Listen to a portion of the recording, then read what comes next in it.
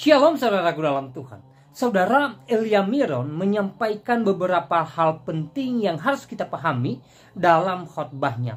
Dan buat saudara yang selalu terberkati dengan video-video dari saudara kita Elia Miron, silahkan like video ini, tekan tombol subscribe, dan juga share atau bagikan supaya menjadi berkat bagi banyak orang. Mari kita melihat video yang berikut sebelum kita lanjut. Shalom. Shalom. Shalom. Seperti kurang. Shalom. Shalom. Oke. Siang hari ini kalau tadi pagi kita belajar tentang firman Tuhan, ingatlah kepada zaman yang dahulu, maka siang hari ini kita akan belajar sesuatu yang unik di Perjanjian Baru. Yohanes 21 dari ayat 1 sampai ayat 14. Ada misteri di dalam ayat ini yang saya akan bagikan ke Bapak Ibu. Yesus menampakkan diri kepada murid-muridnya di pantai Danau Tiberias. Kemudian Yesus menampakkan diri lagi kepada murid-muridnya di pantai Danau Tiberias, dan dia menampakkan diri sebagai berikut.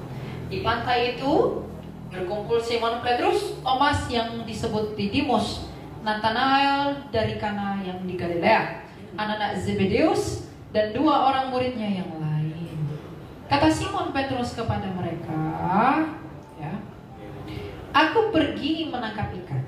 Kata mereka kepadanya, "Kami pergi juga dengan engkau." Mereka berangkat lalu naik ke perahu. Tapi malam itu mereka tidak menangkap apa-apa. Ketika hari mulai siang, Yesus berdiri di pantai. Akan tetapi murid-murid itu tidak tahu bahwa itu adalah Yesus. Murid-murid itu tidak tahu bahwa itu adalah Yesus. Kata Yesus kepada mereka, "Hai anak-anak, adakah kamu mempunyai lauk pauk?" Jawab mereka, "Tidak ada." Maka kata Yesus kepada mereka, "Tebarkanlah jalamu di sebelah kanan perahu, maka akan kamu peroleh." Lalu mereka menebarkannya dan mereka tidak dapat menariknya lagi karena banyaknya ikan. Maka murid yang dikasihi Yesus itu berkata kepada Petrus, "Itu Tuhan." Ketika Petrus mendengar bahwa itu adalah Tuhan, maka ia mengenakan pakaiannya sebab ia tidak berpakaian, lalu terjun ke dalam danau. Murid-murid yang lain datang dengan perahu, karena mereka tidak jauh dari darat, hanya kira-kira 200 hasta saja, dan mereka menghala jala yang penuh ikan itu. Ketika mereka tiba di darat, mereka melihat api arang, dan di atasnya ikan dan roti. Kata Yesus kepada mereka, "Bawalah beberapa ikan yang baru kamu tangkap itu." Simon Petrus naik ke perahu lalu menghala jala itu ke darat, penuh ikan-ikan besar, 153 ekor banyaknya, dan sungguh pun sebanyak itu jala itu tidak koyak. Kata Yesus kepada mereka, "Marilah dan sarapanlah." Tidak ada di antara murid-murid itu yang berani bertanya kepadanya, "Siapakah engkau?" Sebab mereka tahu bahwa ia adalah Tuhan. Yesus maju ke depan, mengambil roti dan memberikannya kepada mereka. Demikian juga ikan itu. Itulah ketiga kalinya Yesus menampakkan diri kepada murid-muridnya setelah ia bangkit dari antara orang mati. Agak panjang ya. Tapi Bapak Ibu, saya mau mengajak Bapak Ibu untuk apa sebenarnya arti dari penampakan Tuhan Yesus yang ketiga kali kepada para murid. Dilatar belakangi oleh murid Tuhan Yesus sedang menjala ikan. Mereka tidak dapat apa-apa. Tapi kemudian ada suara yang berbicara kepada mereka, "Empaskanlah jalamu di samping perahu." Ketika dia melakukan itu, dia tidak tahu yang ngomong itu siapa. Tapi kemudian setelah ikan itu dihitung jumlahnya 153 ekor. Mereka tahu bahwa yang berbicara tadi adalah Yesus. Makanya mereka tidak mau bertanya lagi, karena mereka sudah tahu dari jumlah ikan itu. Mereka tahu siapa yang berbicara. 153 ekor di dalam bahasa Ibrani itu dibunyikan sebagai Ani Elohim, yang dalam bahasa Indonesia disebut Akulah Allah.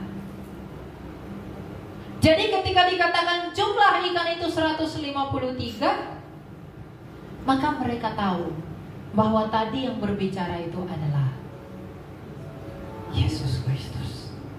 Maka mereka tidak bertanya lagi siapa yang berbicara, karena mereka sudah tahu dari jumlah ikan itu adalah Yesus Kristus. Dari hal ini kita dapat belajar bahwa Tuhan itu bisa memakai apapun untuk menyatakan dirinya. Tuhan bisa menggunakan hal apapun untuk memperkenalkan dirinya, bahkan untuk mengingatkan kita kembali apa yang Ia lakukan bagi kita. Khotbah saya siang ini adalah kelanjutan dari tadi pagi.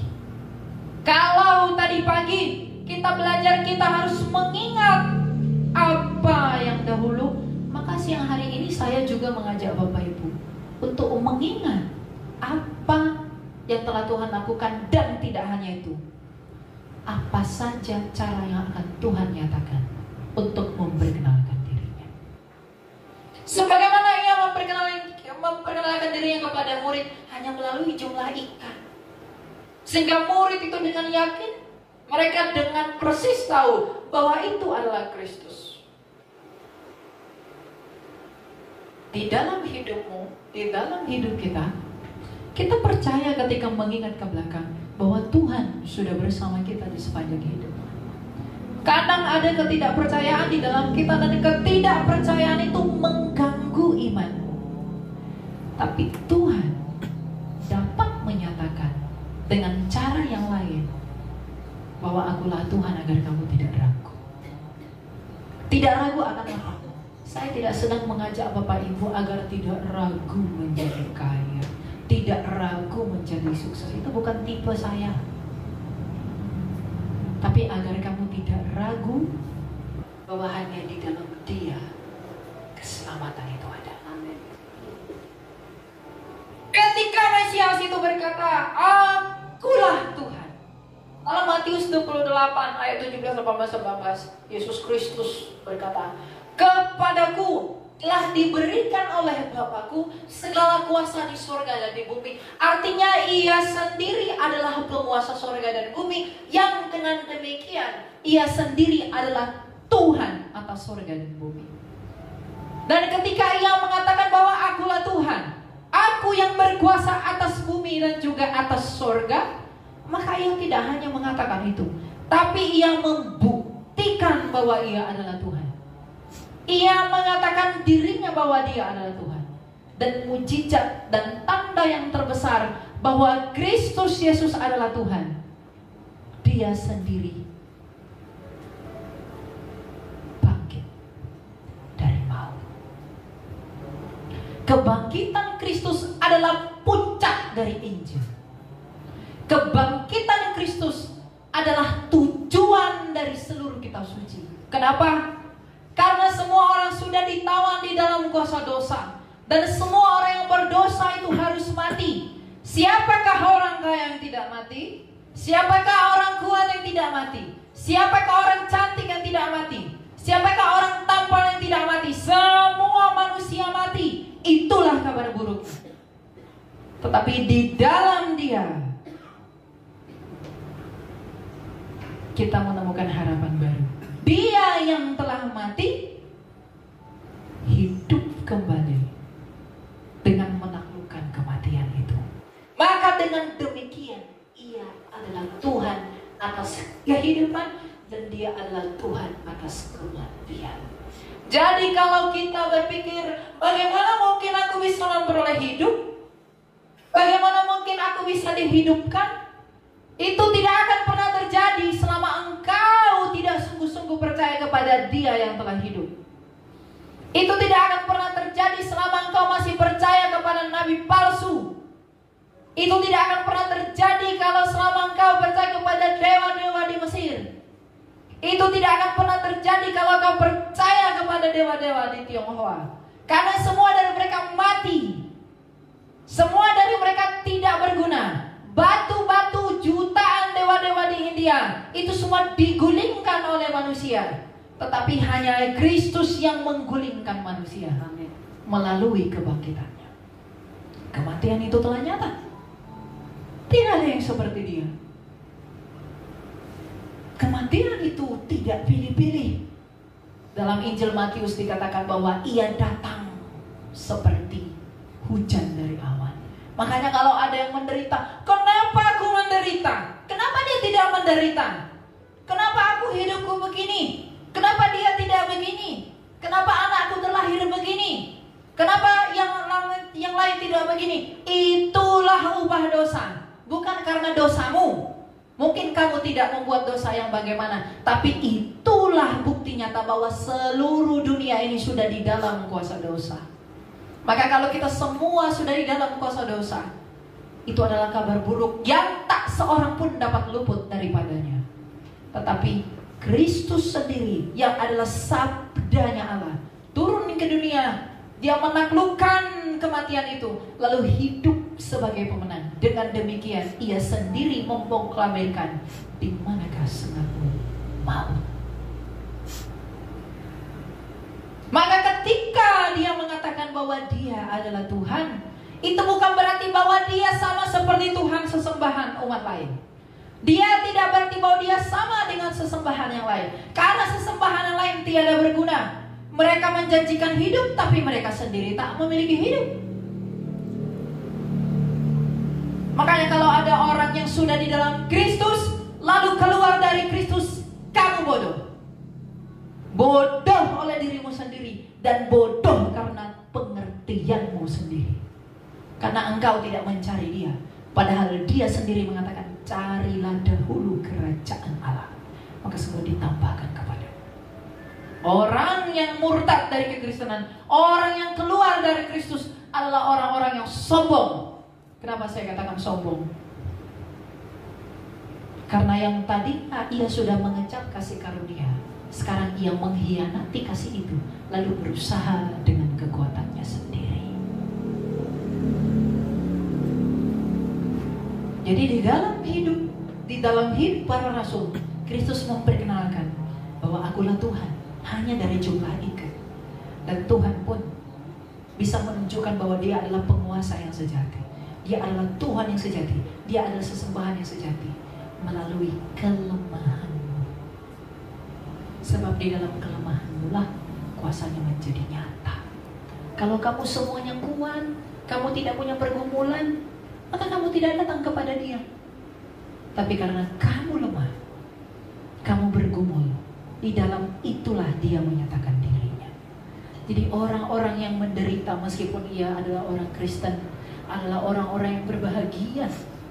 Karena orang yang paling menderita adalah orang-orang yang paling mengerti perkenanan Allah. Orang yang bergumul adalah orang yang mengenal Tuhan. Orang yang mendapat masalah adalah orang-orang yang menemukan Tuhan di dalam pergumulannya. Sebab orang kaya itu tidak menemukan pergumulan, makanya dia musnah di alam maut. Tetapi Lazarus, dia telah bergumul. Tidak ada yang memberi dia makan. Anjing-anjing menjilati boroknya. Tapi ketika dia mati, dia punya iman. Dia berbahagia bersama Bapa kita. Bukan berarti Anda tidak bisa jadi orang kaya. Anda mau jadi kaya silakan. Tapi kekayaanmu itu harus kamu pergunakan menurut kerelaan hati Allah. Untuk apa itu? Bukan berarti orang Kristen gak boleh pintar. Harus pintar biar bisa menginjili dan berapologetika. Bukan berarti orang Kristen gak boleh bijaksana. Semua orang Kristen harus bijaksana agar bisa menasihati dan saling tolong menolong.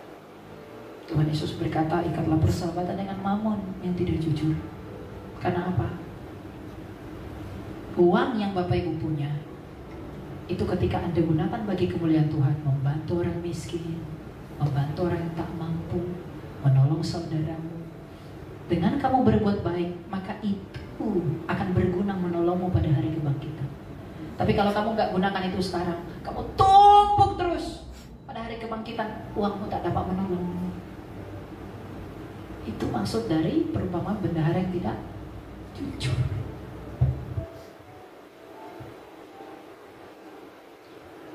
Tidak ada pasangan untuk memberi berapapun. Yang kamu berikan menurut kerelaan hati Ingat, pemberian di sini bukan uang, hati. Tidak ada gunanya saya beri kamu uang kalau saya tidak beri kamu hati. Makanya pelayanan Tuhan Yesus itu dia tidak memberi apapun. Dia memberi hatinya. Dia tidak beri uang kepada muridnya, karena dia tak punya apa-apa. Tapi dia beri hati yang mau setia dan taat kepada Bapaknya, yang dengan cara itu dia menyelamatkan kita. Jadi ketika Kristus dinyatakan sebagai Tuhan di tengah-tengah kita, dan kita telah melihat betapa besarnya kabar sukacita bahwa Ia sendiri telah menang atas kematian itu, itulah yang seharusnya menjadi sumber semangat kita. Satu-satunya anak-anak muda yang mulai kena paham liberal, paham-paham yang ngaco. Gak apa-apa di luar Yesus, yang penting kamu baik. Gak perlu cari tahu Yesus, Yesus juga belum pasti Tuhan. Gak perlu. Kalau gak perlu, lalu kamu apa perlu di hadapan Tuhan? Kalau kamu saja menganggap bahwa Tuhanmu tidak perlu, lalu menurutmu apakah kau perlu di hadapan Tuhan? Tapi karena Dia memang mengasihi kamu, maka Ia menyelamatkan kamu.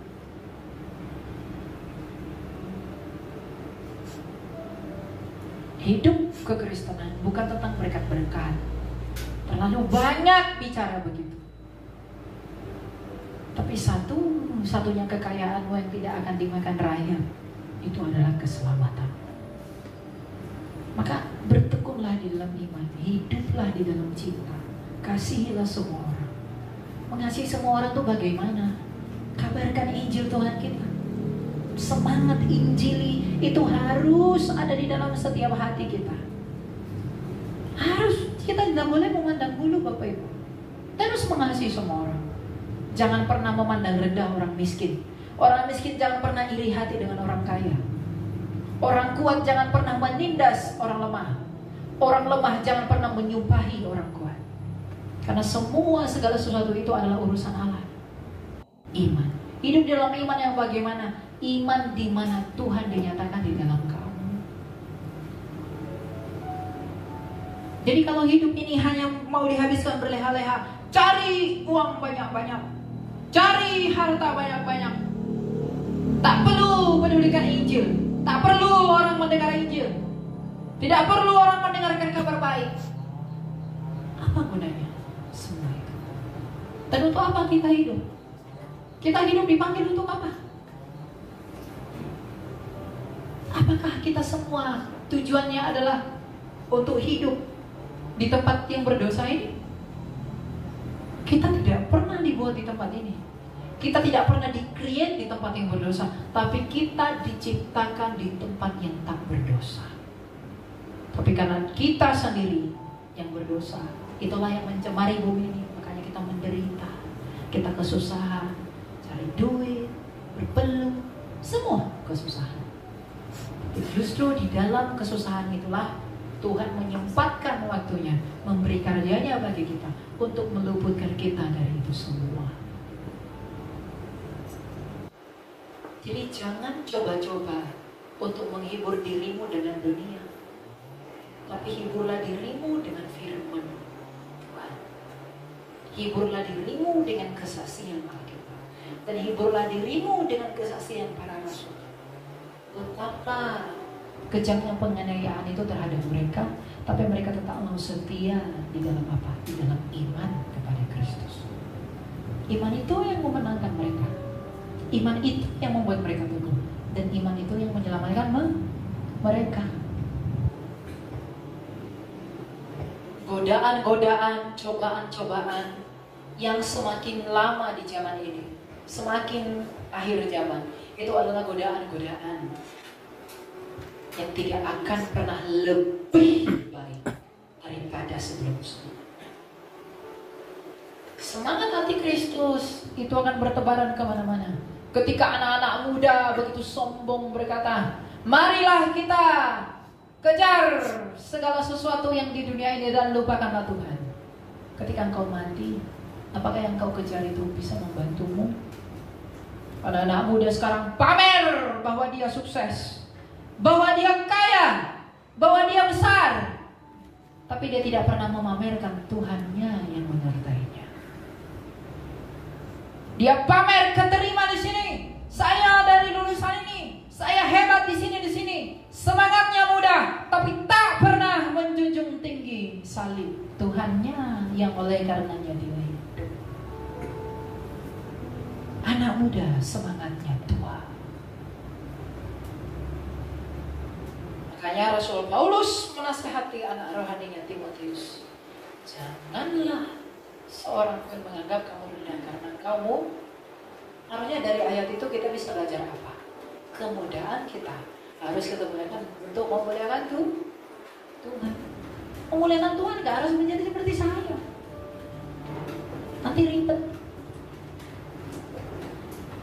Memuliakan Tuhan itu bisa dengan banyak cara. Melalui karirmu, lakukan dengan takut akan Tuhan. Apa yang kamu cita-citakan, lakukan itu bukan karena dirimu sendiri, tapi lakukan itu karena Allah. Karena Allah.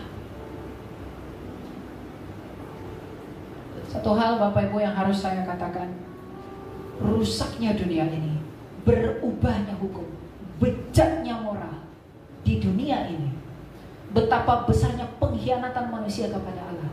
Semua kebobrokan dunia ini sebenarnya membuktikan bahwa kita sedang hidup di dalam kesabaran Tuhan.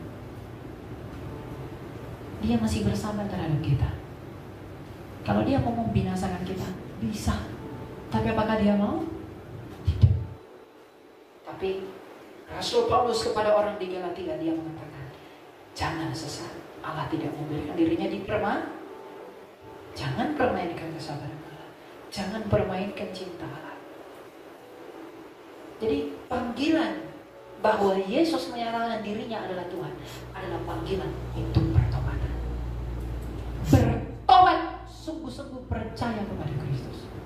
Saya mengatakan ini kepada Bapak Ibu bukan karena saya sudah sempurna dalam pertobatan.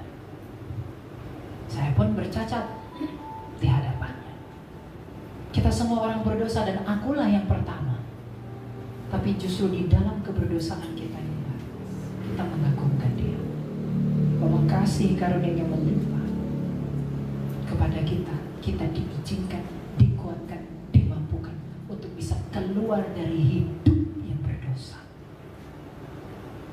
Karena gak ada yang bisa menolong kita.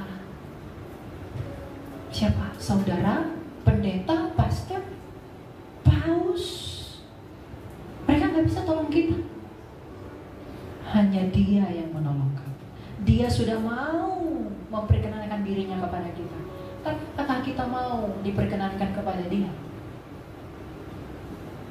Tidak mau belajar firman Tuhan, tidak mau melakukan firman Tuhan, tidak mau menolong sesamanya, tidak mau memberitakan kabar Injil, tidak mau memberitahu bahwa Kristus adalah satu-satunya Tuhan dan Juru Selamat, adalah bukti bahwa kita belum hidup dalam pertobatan.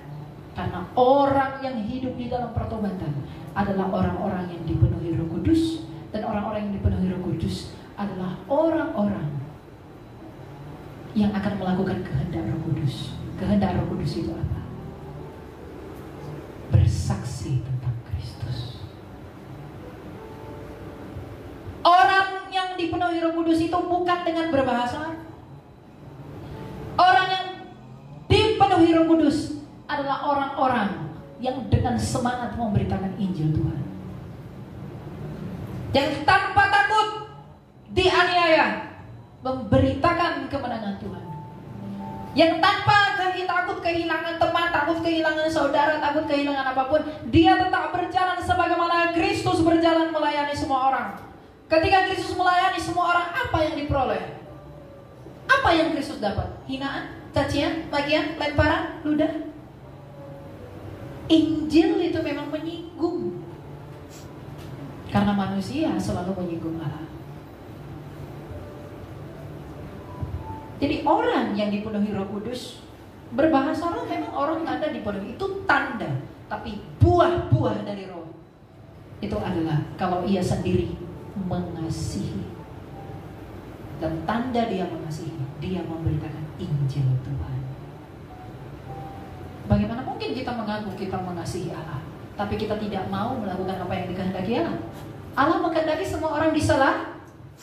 Bagaimana cara Allah menyelamatkan semua orang? Melalui Injil. Maka kita harus mengambil bagian dengan itu. Keluarga kita yang belum percaya, saudara kita yang belum percaya. Katakanlah bahwa ada 153 ekor ikan yang diperoleh Petrus. Katakan kepada mereka, ada 153 ekor ikan yang dijala oleh Petrus.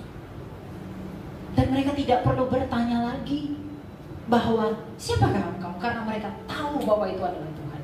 Maka katakanlah kepada saudara-saudaramu bahwa karena ada hidup dari kematian, bahwa telah bangkit dia dari kematian, maka kau tak perlu bertanya apakah dia Tuhan atau tidak. Dia sudah pasti Tuhan karena dia telah menang atas kematian. Engkau gak perlu lagi bertanya, Yesus itu Tuhan kah tidakkah, seperti pertanyaan orang-orang sebelah. Ketika dia sendiri sudah bangkit, itu sudah membuktikan dia Tuhan. Karena tidak ada yang seperti dia. Dewa-dewa siapa yang telah bangkit? Dewa-dewa siapa yang telah membangkitkan? Jangankan bangkit, yang membangkitkan. Tuhan dan raja-raja siapakah yang telah menghidupkan? Tidak ada, bukan? Jadi kalau kita tahu kebenaran ini, dan kalau kita tidak mengambil bagian di dalam perkabaran Injil Tuhan, kita berdosa. Orang yang banyak tahu kebenaran itu adalah orang yang paling banyak dituntut. Bahkan saya pribadi, di pengadilan Tuhan yang menakutkan itu, saya akan sangat banyak dituntut. Tapi saya bersandar pada kasih karunia Tuhan. Banyak yang menghakimi saya. Kenapa kamu terlalu keras? Gak boleh begitu, gak boleh begini, gak boleh begini. Tapi Tuhan tahu motivasi kita kan? Kalau kamu menyebarkan itu dengan kebencian, Tuhan tahu itu. Tapi kalau kamu menyebarkan itu karena kamu cinta kebenaran ilahi, Tuhan juga tahu itu. Roma 2 ayat 16, ada hati nurani di dalam kamu. Jadi kalau orang membenci kamu karena Injil Tuhan, tidak apa-apa, biarkan orang salah persepsi tentang kita. Tapi kita melakukan penginjilan itu karena kita mencintai mereka. Mereka meresponi itu dengan jahat, mereka mencaci memaki kita, bahkan menganiaya kita. Itu karena itu adalah bukti bahwa mereka belum mengenal kebenaran itu. Makanya Tuhan Yesus berkata, aku datang ke dunia ini bukan untuk membawa aku datang membawa pedang. Aku memisah-misahkan orang, anak dari bapaknya, anak dari ibunya. Kalau penginjilan itu hanya dengan menyenangkan telinga, itu bukan penginjilan. Penginjilan itu pasti menyinggung dia. Penginjilan itu membongkar dosa-dosa kita. Aib manusia adalah dosa, dan aib adalah obat bagi orang yang meninggikan dirinya. Kalau kita mau meninggikan diri kita, saya merasa lebih baik daripada kalian, saya keji di hadapan Tuhan, karena tidak ada yang lebih baik. Kita semua orang berdosa, hidup di bawah kuasa dosa. Jadi bertobatlah, anak muda, sampaikanlah Injil Tuhan dengan cara yang Tuhan berikan kepada kamu. Platform sosial media, gunakanlah menginjili. Pakai memberitakan Tuhan. Bersaksi, beritakan Kristus. Jangan tiap hari ke gereja terus minta sama Tuhan, tapi kau tidak mau memberitakan Dia yang kau minta. Ini bukan saatnya kita raih kesuksesan, kaya raya, menang atas semuanya lalu mati. Ketika kamu mati, kamu dapat apa? Tapi ini saatnya kita merendahkan diri, mengakui bahwa kita orang berdosa, orang yang tidak punya apa-apa, orang yang merasa tidak sombong, orang yang merasa bahwa dia itu tidak sombong, sebenarnya dia adalah orang sombong. Apa artinya? Kalau dia merasa, aku tidak sombong, sebenarnya kamu sombong. Kenapa? Dia meninggikan dirinya. Dia merasa bahwa di alas dosa dia bisa tidak sombong. Padahal dosa itulah, kesombongan itulah yang menimbulkan dosa. Kesombongan adalah induk segala penderitaan. Maka setiap hari akui dosamu kepada Tuhan. Datang sama dia. Akuilah bahwa dia adalah 153 ekor ikan itu. Bahwa dia adalah Allah, dia adalah Tuhan, dia adalah Juru Selamat. Kalau kita memiliki pemahaman yang benar tentang dia, maka buah-buah hidup kita akan mengikutinya. Tidak ada perbuatan baik di luar Kristus, Bapak Ibu. Tapi kalau kita berbuat baik oleh karena cinta kita kepada dia, maka itu perbuatan baik yang benar. Karena aku melihat Kristus, maka aku menolong dia. Karena aku melihat Yesus, maka aku membantu dia. Karena aku melihat Kristus, maka aku memapah dia. Karena aku melihat Kristus, maka aku mengobati dia. Karena aku melihat Kristus, maka aku menghibur dia. Karena Kristus menolongku, maka aku pun menolongmu. Perbuatan baik yang benar itu seperti itu. Bukan karena kamu mau dipuji manusia, bukan agar kamu kelihatan di dunia. Zaman sekarang orang berbuat baik video. Orang berbuat baik umumkan. Saya memberi sekian, saya memberi sekian. Kalau kamu memberi tanganmu yang satu, jangan tahu. Ketulusan hatimu yang tersembunyi itu jangan diketahui oleh iblis. Karena dia bisa menyelewengkan motivasi. Hati-hatilah. Ingat Bapak Ibu, hidup di dunia yang berdosa ini tidak seenak khotbah-khotbah yang sering kali kita dengarkan. Karena kalau kita membaca bagaimana khotbah-khotbahnya para rasul, bagaimana Yohanes Chrysostomus, bagaimana Basilius Agung, bagaimana Rasul Paulus, bagaimana Irenaeus, bagaimana Polikarpus berkhotbah begitu agung. Isi khotbahnya adalah pertobatan. Orang Kristen sekarang terlalu berleha-leha. Aku berjalan, Tuhan pasti bersamaku. Aku mau ini, Tuhan pasti kasih. Karena apapun yang kau doakan pasti dapat. Apapun yang kamu mau pasti Tuhan berikan. Tapi dia lupa bahwa sebenarnya dosa-dosa di dalam kita itu sebenarnya tidak memampukan kita, tidak melayakkan kita untuk minta yang lebih daripada dia selain keselamatan. Bagaimana Yohanes Chrysostomus menasehati kita? Ini gak pernah khotbah-khotbah yang enak-enak. Dia selalu menyentil kita, memperingatkan kita. Karena gereja yang sehat adalah gereja yang memberitahu dosa-dosa kita. Gereja itu tempat pemulihan, bukan tempat tahayul. Tempat di mana di gereja ini kita bisa bertemu Kristus, merendahkan diri kita, mengakui dosa-dosa kita.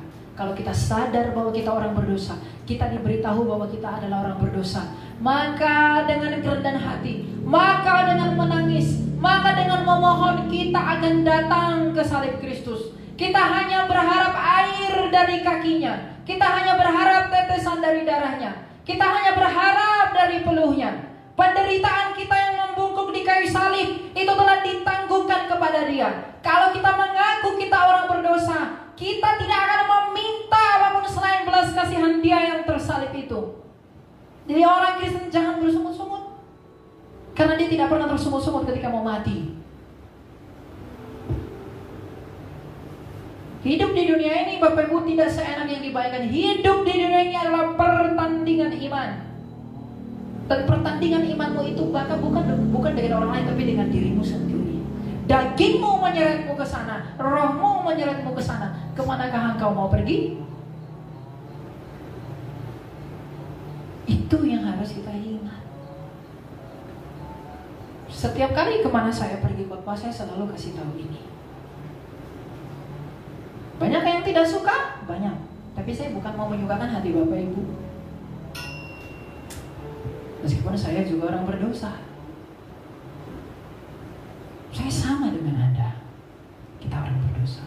Tapi orang berdosa harus saling menegur orang berdosa di dalam kasih dari Tuhan. Karena untuk itu kita dipanggil. Jadi mulai hari ini doamu ubahlah. Jangan berkat-berkat terus. Coba kamu sisihkan satu hari dalam satu waktu dalam setiap hari. Kamu datang kepada Tuhan, akui dosamu. Beda. Orang yang selalu mengaku dosanya, hidupnya akan berbeda. Dia ketika mengaku dosa, minta ampun sama Tuhan, berharap kepada belas kasih Tuhan. Orang-orang seperti itu adalah orang-orang yang rendah hati. Orang yang mengakui bahwa I'm nothing without you Jesus. Saya bukan apa-apa tanpa Engkau Tuhan. Kasihani saya. Kalau engkau selalu mengakui dosamu di hadapan Tuhan, Dia akan melihat kerendahan hatimu dan Dia akan mengasihani engkau. Maka berkatnya itu akan ditambahkan kepadamu. Karena tanpa kerendahan hati tidak ada kekayaan. Orang sombong bisa kaya nggak? Bisa. Itu bukan dari Tuhan.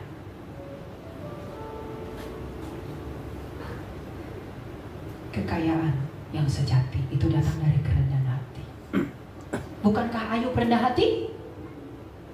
Apa kata Ayub kepada Tuhan? Engkau yang memberi, Engkau yang Setelah dia teruji kerendahan hatinya, Tuhan tambahkan berapa kali lipat?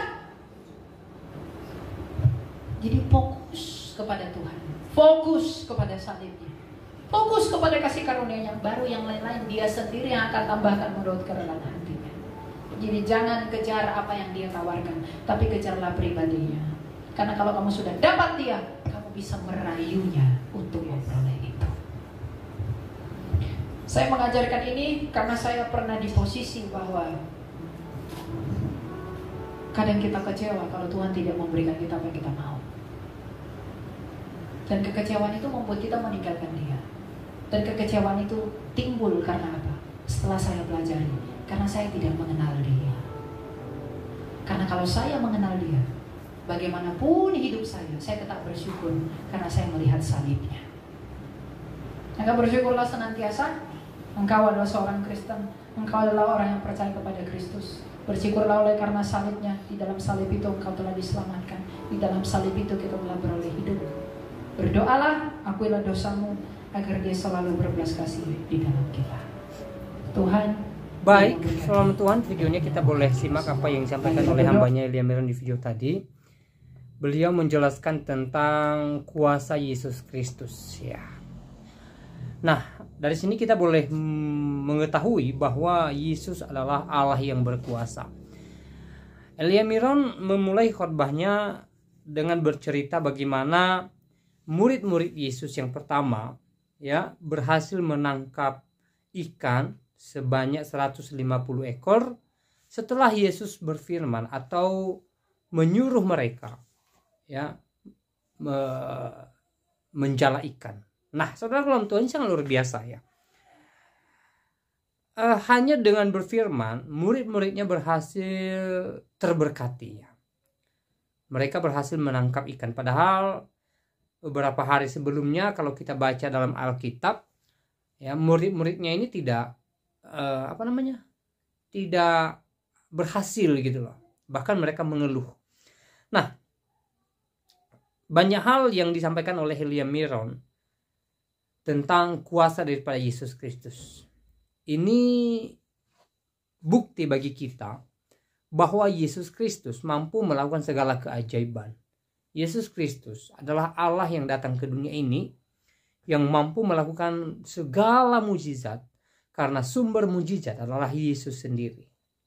Bahkan kalau kita melihat mujizat-mujizat yang dilakukan oleh Yesus, ya misalnya air diubahnya menjadi anggur, Dia memberi makan 5.000 orang dengan 5 roti dan 2 ikan, dan Dia menyembuhkan orang sakit, memelekkan mata orang buta, bahkan membangkitkan Lazarus yang sudah 3 hari 3 malam dikubur, ya. Semua itu atas kuasanya sendiri. Dia berkuasa melakukan semua itu karena Dia adalah Allah yang berkuasa. Jadi tidak ada keraguan dalam hati kita sebenarnya untuk percaya Yesus sebagai Tuhan. Bahkan Yesus sendiri juga beberapa kali menyampaikan kepada muridnya, menyampaikan kepada pendengarnya bahwa dia adalah Tuhan itu sendiri. Dia pemilik sorga. Tidak ada yang bisa masuk sorga tanpa melalui Yesus. Ya, dia dan Bapa adalah satu, menunjukkan kesetaraan yang sama dengan Allah. Ya, dia mengirim Roh Kudus, ya, sebagai bukti bahwa dia adalah Allah. Dan berbagai hal yang boleh kita pahami dalam Alkitab.